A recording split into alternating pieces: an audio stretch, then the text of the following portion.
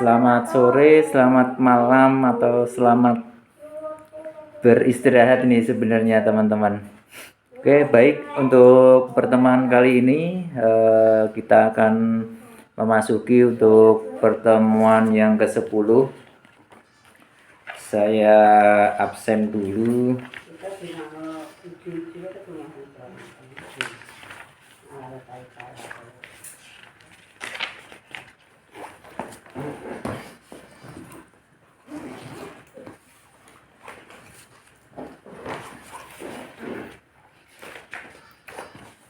Untuk pertemuan ke-10 ada Rizkul Mubarak, Nikmatul Jana. Hadir, Pak. Oke, Mas Radi atau Bagus? Hadir, Bapak. Oke. Hadir.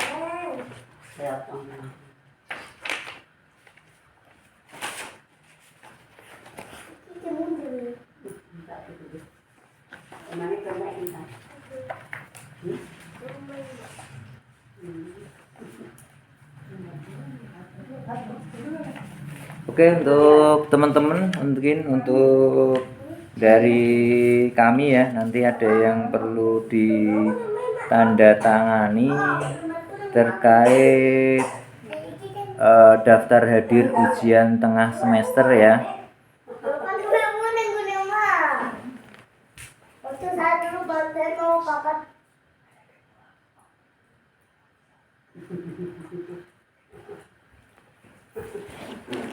Ya, mungkin untuk kami itu nanti untuk ujian tengah semester ya, nanti yang perlu ditandatangani, terus ada berita acara ujian.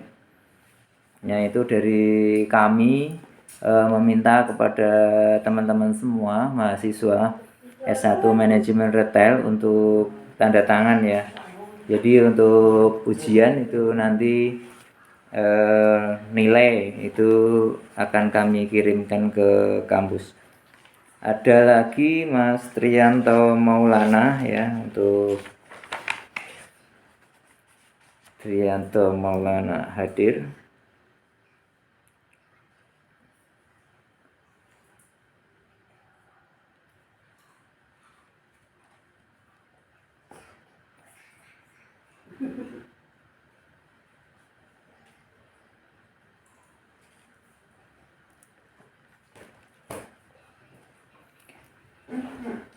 Baik, kami lanjutkan untuk pertemuan malam hari ini. Kita akan membahas lanjutan terkait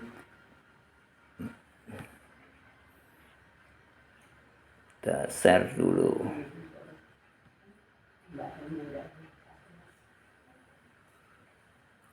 Sudah bisa dilihat teman-teman manajemen kas dan surat berharganya? Belum, Pak. Masih berupa file. Berupa file ya.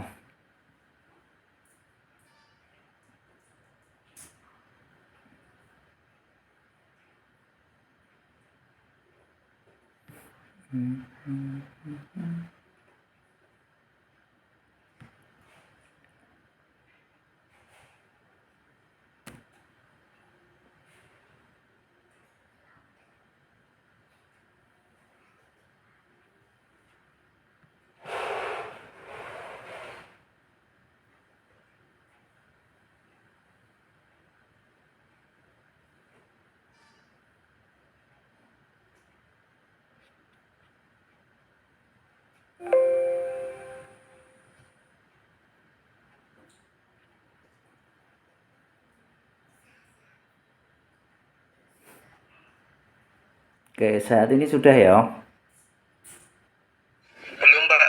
sama. Oh, masih sama. Oh, udah lah. Share screen ya. Oke.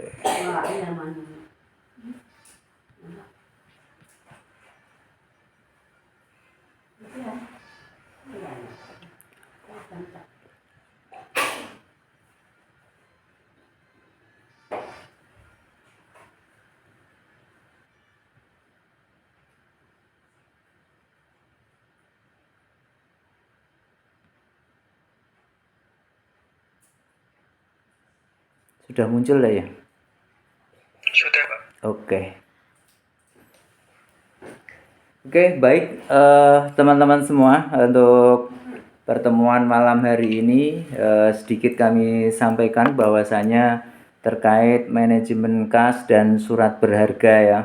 Untuk manajemen kas dan surat berharga pertemuan ke-10 kita akan bahas dan kita kaji, minimal mahasiswa bisa menjelaskan apa yang menjadi titik berat untuk menjelaskan apa manajemen kas dan surat berharga. Baik, kita sampaikan materi manajemen kas dan surat berharga ya. Pengertian manajemen kas dan surat berharga. Untuk kas merupakan seluruh uang tunai yang ada di tangan atau cash on hand dan dana yang tersimpan di bank dengan berbagai bentuk seperti deposito. Kas memiliki sifat paling tinggi likuiditasnya. Surat berharga yang kedua ya. Surat berharga adalah sebuah bentuk penanaman dana perusahaan atau investasi dalam jangka pendek yang bersifat temporal. Sehingga apabila perusahaan membutuhkan kas, maka surat tersebut dapat dijual dan kemudian diubah menjadi bentuk kas. Ya, kurang dari setahun ya pastinya. Terus yang selanjutnya, pengertian manajemen kas dan surat berharga. Maka manajemen kas dan surat berharga adalah suatu pengelolaan kas dan surat berharga yang dilakukan secara efisien menjadi sumber dana untuk menjalankan kegiatan operasional perusahaan. Terus aliran kas sendiri itu ada aliran kas masuk atau cash inflow, uang kas yang masuk ke dalam perusahaan atau disebut juga penerimaan kas seperti pendapatan. Untuk aliran kas keluar atau cash outflow, uang yang dikeluarkan perusahaan untuk membiayai kegiatan operasional perusahaan. Contohnya untuk membeli bahan baku, gaji karyawan, pajak, membayar listrik, terus ada lagi untuk biaya operasional. Ya, biaya operasional itu kan macam-macam ya di perusahaan ya, terkait dengan transportasi, terus yang pajak pastinya ya, pajak-pajak perusahaan, gaji karyawan, ada biaya telepon, ya itu banyak ya untuk aliran kas keluar itu. Untuk aliran kas masuk dan aliran kas keluar ini akan terus-menerus terjadi selama perusahaan beroperasi. Maka diperlukan pihak manajemen untuk mengaturnya. Contohnya, seperti bagaimana caranya jumlah yang masuk selalu lebih besar daripada uang keluar, sehingga dapat terjamin keseimbangan cash flow perusahaan. Ya, di situ bisa dipahami oleh teman-teman ya. Ketika aliran kas masuk atau aliran kas keluar itu lebih besar daripada uang keluar, ya selalu lebih besar dari uang keluar, ya itu bahaya. Ya maksudnya bahaya itu berarti perusahaan kita itu merugi. Satu misal perusahaan bapak ibu nih mempunyai usaha A, ya usaha istilahnya pakaian ya, pakaian. Dalam hasil produksi setiap bulan itu bisa 100 piece. Ya 100 piece dengan harga misalnya satunya 100.000, ya berarti bisa sampai 1 juta per bulannya. Sehingga dari situ itu bisa dipastikan pengeluaran yang akan kita keluarkan itu tidak boleh lebih dari 1 juta nih, harus lebih kecil.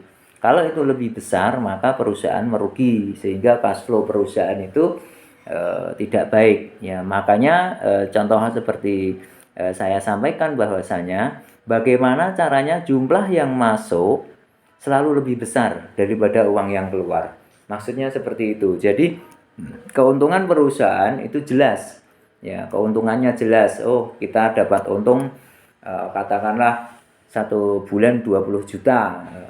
Pengeluaran kita itu pemasukan harus 100 juta, pengeluaran maksimal 80 juta. Sehingga ada selisih atau keuntungan 20 juta per bulannya. Jadi dapat terjamin keseimbangan cash flow perusahaan. Maksudnya seperti itu, teman-teman. Terus untuk motif penyimpanan kas sendiri menurut John Maynard Keynes itu motif untuk bertransaksi, itu yang A, itu motif untuk bertransaksi. Kas diperlukan untuk memenuhi kegiatan operasional sehari-hari perusahaan seperti membeli bahan baku dan membeli bahan mentah. Untuk B, motif berjaga-jaga. Kas diperlukan untuk berjaga-jaga terhadap pengeluaran yang tidak terduga di masa depan. Ya, yang C itu motif untuk spekulasi. Kas diperlukan untuk memperoleh keuntungan karena perubahan harga surat berharga seperti investasi surat berharga. Untuk model pengelolaan kas dan surat berharga, modelnya ada EOQ, ya, Economical Order Quantity, yaitu pengadaan yang paling optimal secara periodik dengan biaya yang paling minimal. Model ini adalah model yang umum digunakan dalam penerapan EOQ pada manajemen kas. Terus biaya atas dipertahankannya kas dalam jumlah yang terlalu tinggi adalah sebesar opportunity cost atau dana tersebut karena kas merupakan non-earning asset.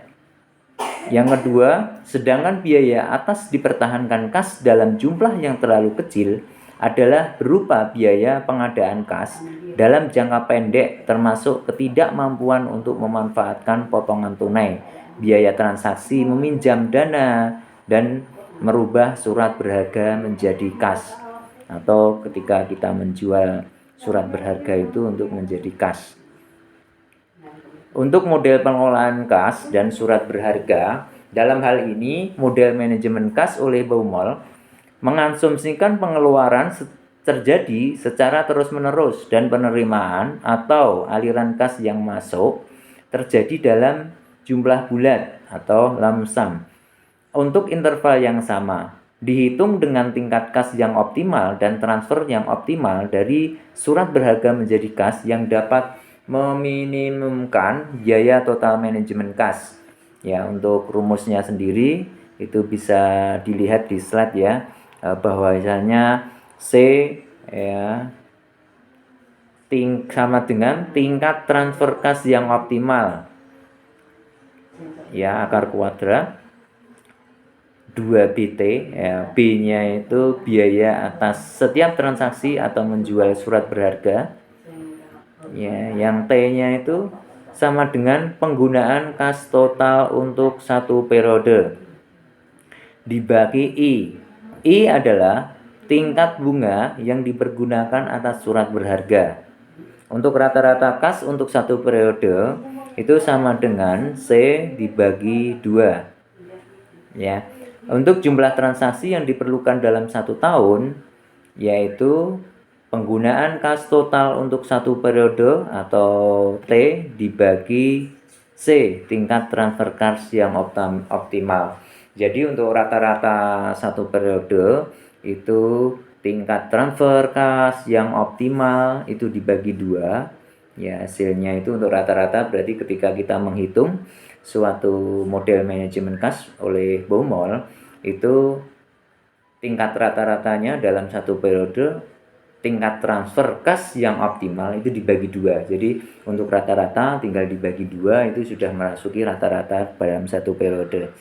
Untuk jumlah transaksi yang diperlukan dalam 1 tahun yaitu penggunaan kas total satu periode, ya, jadi total penggunaan satu periode dibagi dengan tingkat, ya, dibagi dengan tingkat transfer kas yang optimal.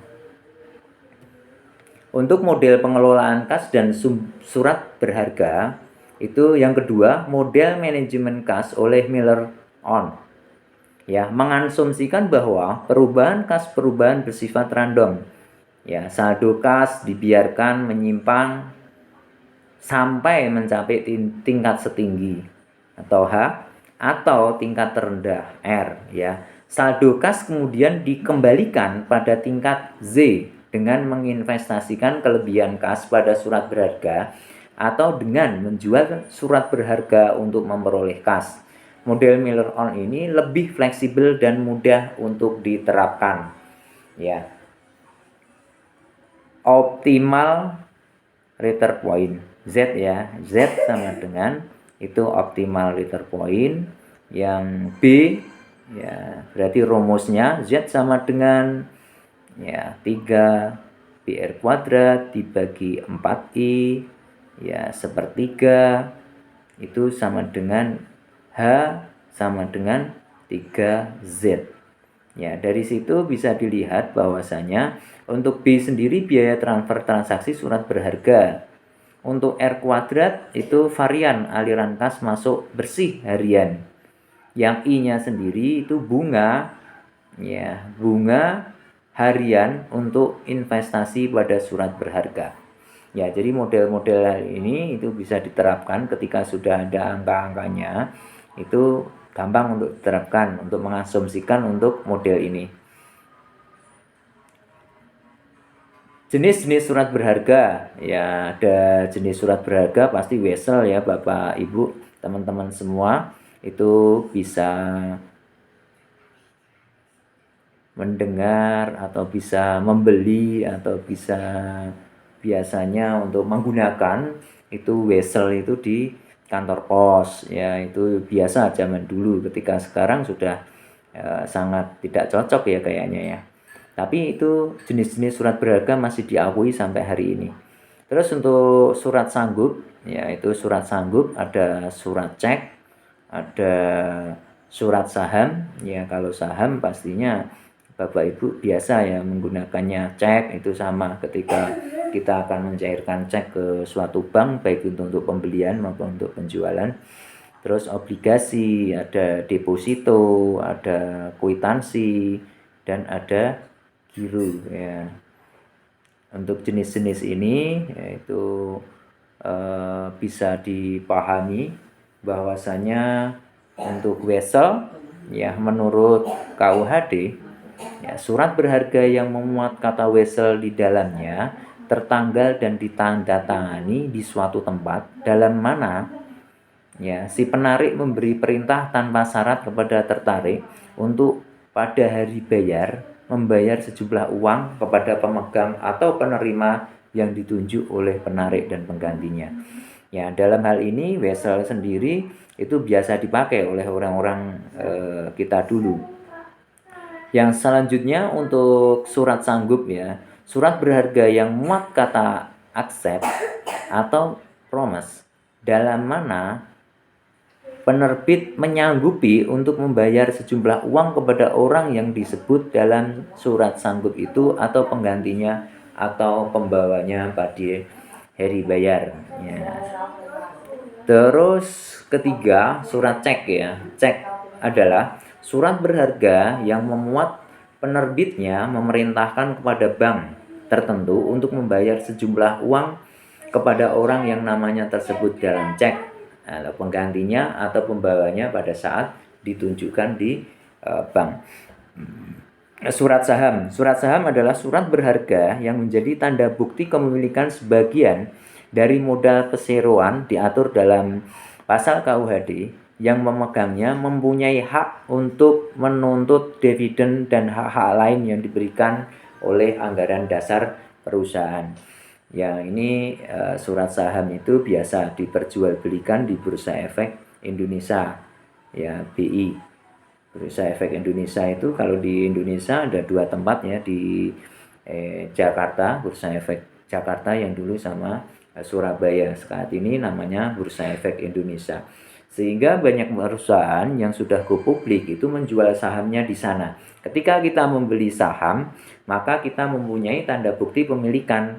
Ya, ketika kita mempunyai bukti kepemilikan misalkan, ya, lebih dari 50 saham atau 51 atau 50,5, sehingga kita sudah menjadi pengusaha atau menjadi owner yang menang lah istilahnya di situ.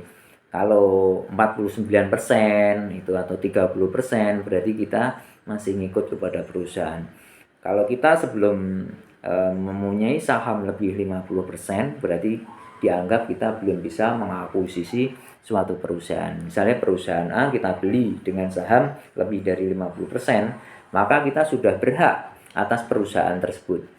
Ya, baik itu secara manajerial, direktur, terus ada kebijakan direksi, itu sudah orang-orang yang sudah mempunyai surat saham yang lebih dari 50% tadi.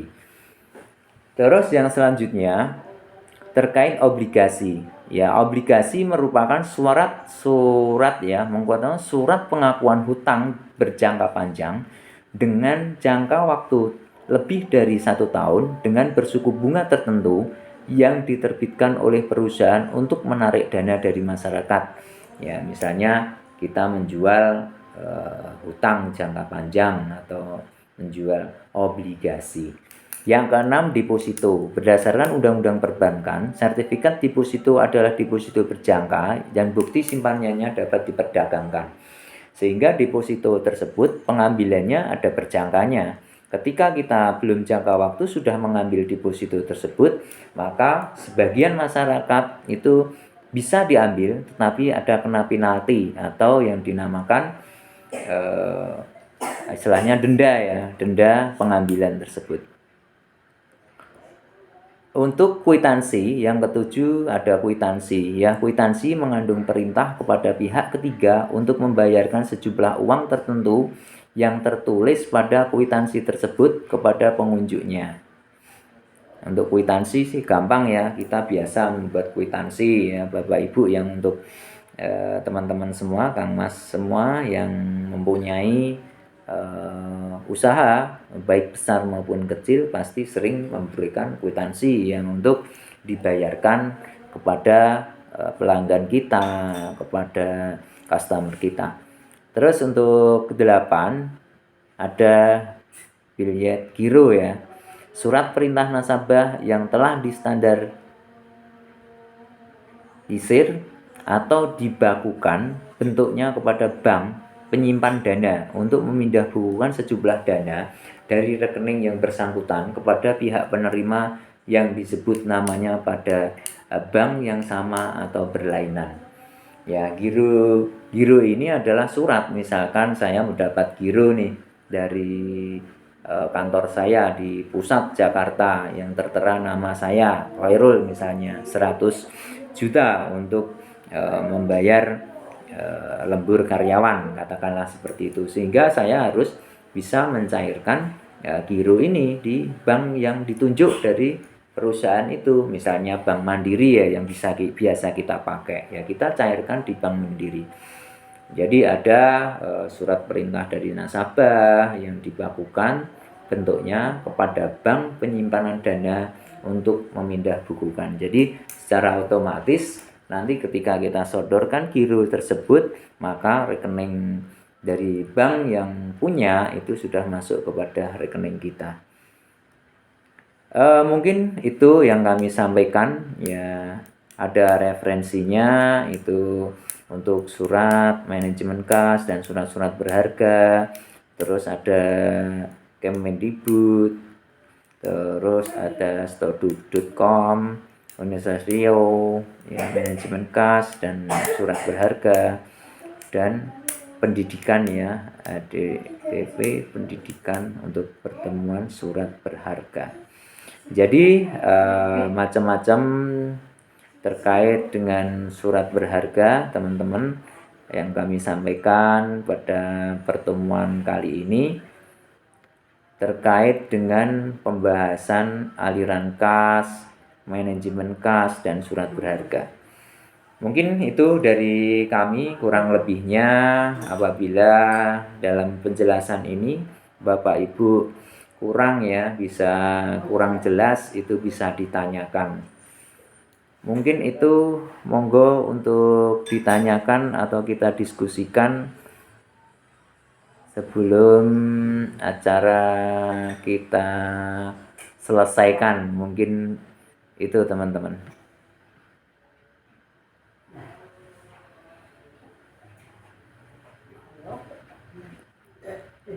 Monggo.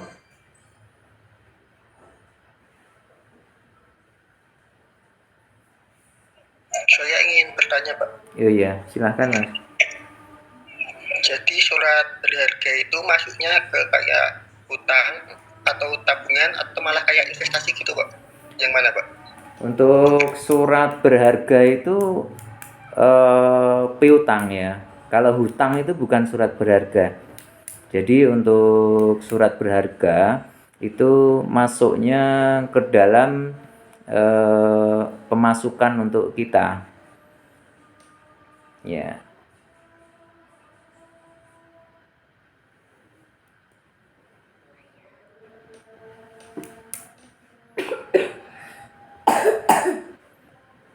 Jadi saham, terus utang.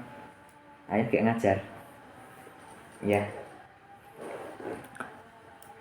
Terus ada tadi yang kita sampaikan itu surat-surat berharga. Itu adalah modal kita, Mas. Jadi uang yang sudah masuk itu sudah menjadi ya misalnya kita dapat cek atau kita dapat wesel atau surat sanggup, surat cek, surat saham, obligasi, deposito, kwitansi, biljet. Itu kalau sudah kita cairkan itu masuk kepada kas kita sehingga saham masuknya itu kepada kas pemasukan kita. Gitu Mas, mungkin Mas. Atau ada lagi? Ya, Pak. Terima kasih, Pak. Iya. Oke, Mas Rizkul.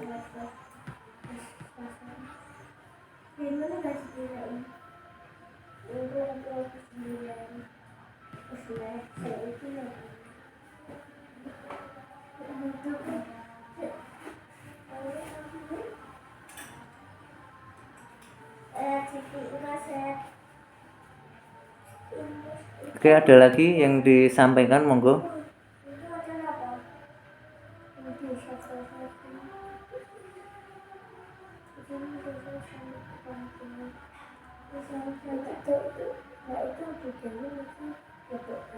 Bapak mau menanyakan ada contoh soal tidak untuk yang cara menghitungnya pengelolaan kas dan surat berharga gitu, Pak? Untuk saat ini tidak kami contohkan ya untuk surat berharga. Jadi nanti kita sampaikan ya besok. Berarti besok saya ya kirimkan untuk contoh-contoh soalnya. Ya kalau memang diperlukan sehingga untuk implementasi di lapangan itu biar mudah. Maksudnya gitu ya Mbak ya? Iya, Pak. Oke ya. Untuk saat ini memang belum saya sampaikan nih. Belum tak kasih contoh maksudnya. Oke. Ya, ya Pak, tidak apa. Makasih ya, Pak. Oke Mbak, terima kasih kembali. Oh, ada lagi?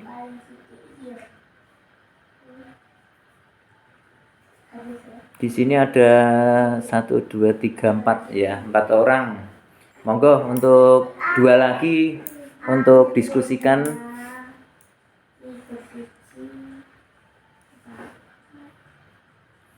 Mas Radito bagus, tadi udah ya.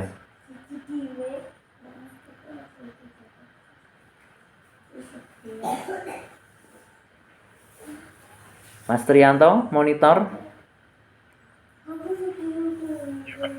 Oh iya. Saya belum ada, Pak. Oke.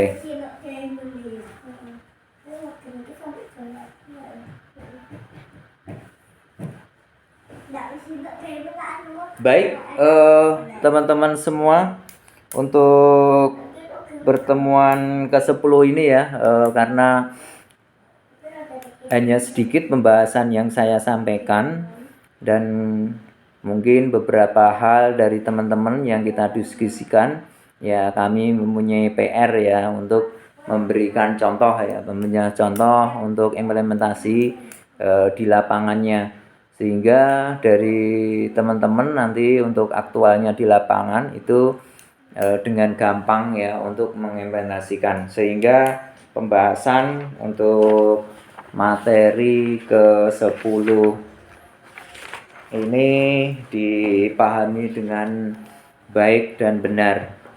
Terus yang belum absen tadi siapa? Yang belum absen? Mas Rizkul Mubarok sudah, Trianto Maulana sudah, terus Nikmatul Jannah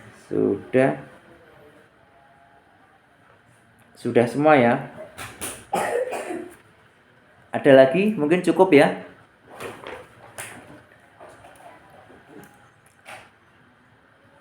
Untuk pembahasan kali ini mungkin kita cukupkan ya kawan-kawan ya. Iya, Pak. Oke, baik.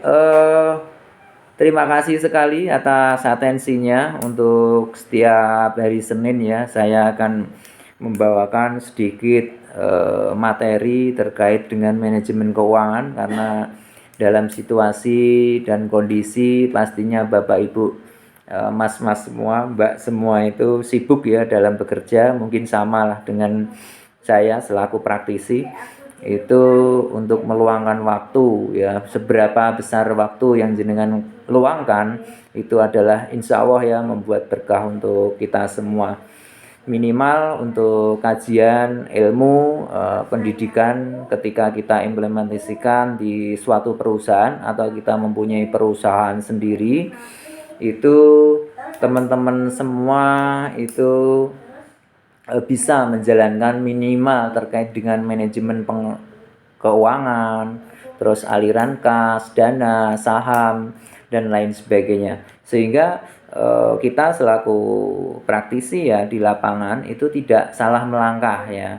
Atau tujuan yang utama dari manajemen keuangan terkait dengan gaji karyawan, pembelian bahan baku itu tidak ada yang salah. Jadi keputusan-keputusan manajerial itu yang ada di lapangan, Bapak Ibu nantinya mampu ya memberikan gambaran yang baik. Mungkin itu kurang lebihnya kawan-kawanku semua yang telah berpartisipasi pada sore hari ini atau malam hari ini. Ya, kami cukupkan sekian, mohon maaf yang sebesar-besarnya. Akhirul kalam, bila taufik wal hidayah. Assalamualaikum warahmatullahi wabarakatuh. Nuhun. Waalaikumsalam warahmatullahi wabarakatuh. Terima kasih, Pak. Oke, sama-sama, Mas.